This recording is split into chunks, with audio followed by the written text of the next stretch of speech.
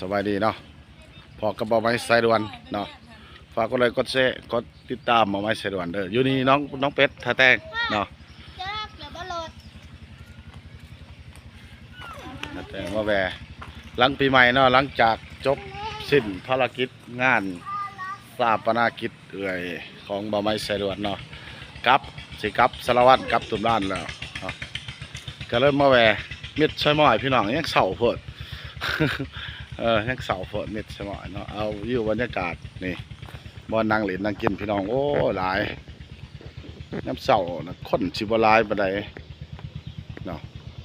เข้าไปบันไดแวเนาะบอกไว้เสร็จวันบรรยากาศหายเงียบบรรยากาศเงียบสงบเนาะบรรยากาศเงียบสงบเด้อ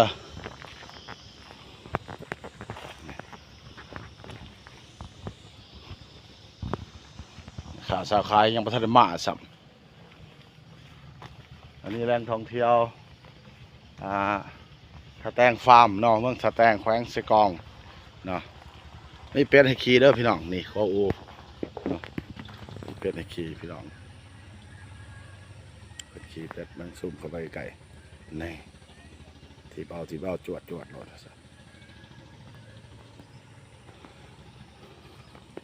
น้ำนี่เพิ่นมาให้ลงลินเด้อน้ำนี่มานั่งกินซุ่มแซ่บเบิ่งโตพุ่นยังบักร้ายพี่น้องช่วงเทศกาลหันบ่มีฮอดบ่นั่งพี่น้องตกตะบัดเพิ่นนั่งน้ำขี้ดินขี้ดอนปูสาดนั่งน้ำเพิ่นอ๋อเต็มเบิดคนย่างจนสิบ่เป็น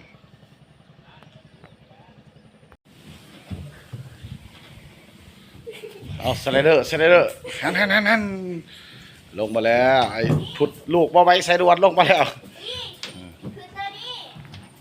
เอาเล่นแขนแง่นบ่ได้เล่นเด้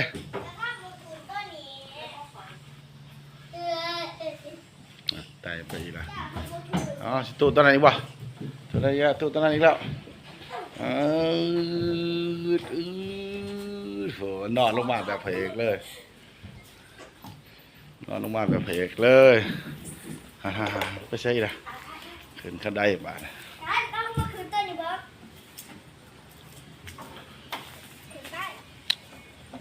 มีสลิงให้ขี่พี่น้องพูดเถิงพูดขี่สลิงขามน้องพูดแล้วตกลงฝั่งนะแค่นี้เป็นบอลนั่งปึ๊ดพี่น้องเลยนี่แขกคนมาเต็มนั่งกอมพกแปกเย็นสบายบรรยากาศโอ้บรรยากาศดีหลายแขกคนก็เริ่มทยอยมาทะเลขน้อยพี่น้องตัวแปด9 โมงแล้วเอาเฮ็ดไอ้พุทธเอาขึ้นไปเอาโอ้ตายแน่บ่ได้ละจับแน่นี่เอาแล้วบ่แต่ก่อนเพิ่นบ่ทันมุ่งเลยเพิ่นมุ่งก่อนปลาเหรียญตากแดดอย่าโคกแม่จังน้อยน้องเอ้ยบรรยากาศบ่เหรียญบ่เที่ยวกันได้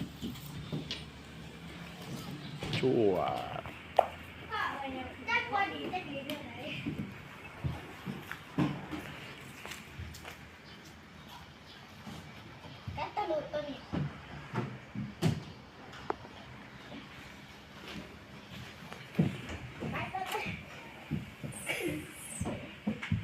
ไปบ้านนี้ผ้ายางขามโคไปเบื้องนั้นได้บ้านวาย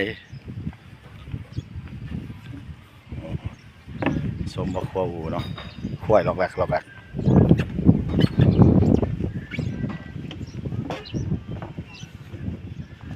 ลมเย็นดีพี่น้องบรรยากาศจอยเย็นสบาย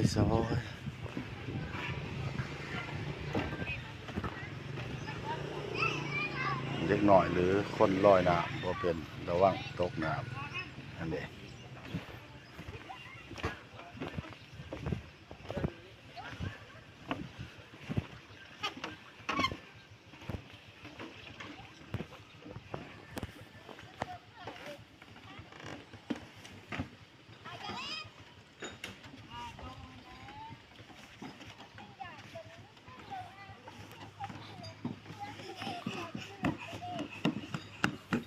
ไงบ่ไป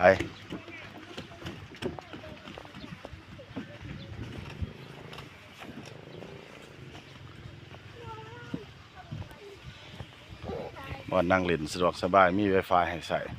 ฟ ฟรีเฮ้ยสินั่งตากแดดเว้ยฮะสังคมที่ พ่อ เออ พ่อมาบุญ เอาฮะ นี่มาบุญ เขาไม่ได้เปิดลูกอยู่เถอะ เปิดอะไรดิ ไม่ได้เปิดนะ เปิดทันดินี่เบิ้งค่ะ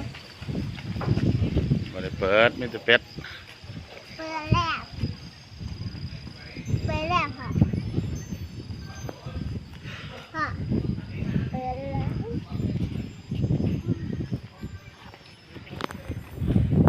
เป็ดเลี้ยงสลายอยู่